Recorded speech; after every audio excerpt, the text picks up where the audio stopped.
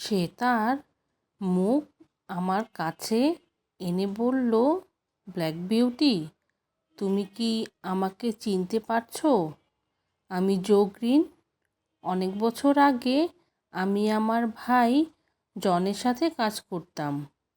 জো আমার শরীরে হাত বুলাতে বুলাতে বলতে লাগলো, তোমার কি মনে আছে এক রাতে তুমি ডাক্তার আনতে বের হয়েছিলে? যখন তুমি ফিরে এলে তখন তোমার শরীরে খুব জ্বর এসে পড়েছিল আর শ্বাসকষ্ট হচ্ছিল। তোমাকে হালকা গরম পানি না দিয়ে এক বালতি ঠান্ডা পানি দিয়েছিলাম। তোমার কি মনে আছে? এতে তুমি আরও অসুস্থ হয়ে পড়েছিলে। তোমার মনে আছে এর জন্য জন আমার উপর কেমন রেগে গিয়েছিল? আমার কোনো সাড়া না পেয়ে সে আবার বলতে লাগলো, একটু মনে করো, তোমার কি মনে পড়ছে আমাদের মালিক স্কোয়ার গর্ডনের কথা? তোমার মা মারা যাওয়ার পর সেটাই ছিল তোমার প্রথম কার্যক্ষেত্র। এইবার আমি মাথা নেড়ে গর্জন করে উঠলাম, বুঝালাম আমি সব মনে করতে পারছি। জো খুব খুশি হলো। সে আমাকে আবেগপ্রবণ হয়ে জড়িয়ে ধরে বলল, তোমার এতকাল অনেক খারাপ সময় পার করতে হয়েছে, চিন্তা করো না, তুমি এখন নিরাপদ জায়গায় এসেছো। ঠিক তখনই তিন বোনের মধ্যে একজন জোকে ডাকলো। জো চলে গেল। আমি তার চলে যাওয়া দেখতে লাগলাম। আমি মনে করতে লাগলাম কত বছর আগে আমি তাকে শেষবারের মতো দেখেছি।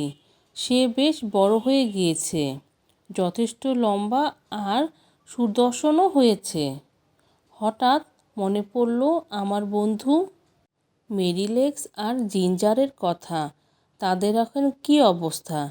ঠিক তখনই দেখলাম জো আর বাড়ির মালিক তিন বোনই আমার দিকে আসছে।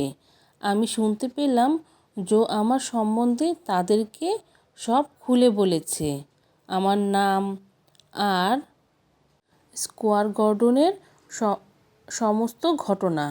সে তাদেরকে বলল, ম্যাডাম, এটি খুব দারুণ ঘোড়া। আপনারা কখনো ওকে নিয়ে বিরক্ত হবেন না। প্লিজ ওকে এখানেই রেখে দেন। তিন বোন নিজেদের মধ্যে আলোচনা করতে লাগলো। পরদিন তারা মিস্টার থরোগুডকে ডেকে পাঠালো। উইলিয়াম এবং থরোগুড দুজনই আমাকে দেখতে কাছে আসলো। তারপর তাদের সাথে একটা লেনদেন হলো। এই বাড়ির মেয়েরা আমাকে কিনে নিল।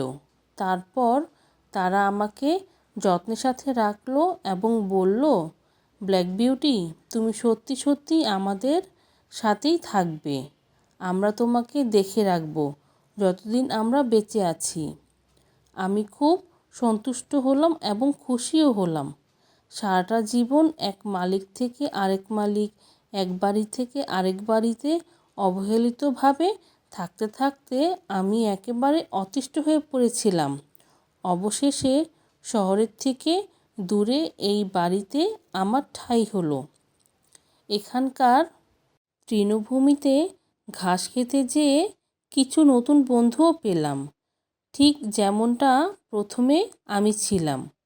সবশেষে বলতে হয়, আমি থাকার জন্য একটা ভালো বাড়ি পেলাম।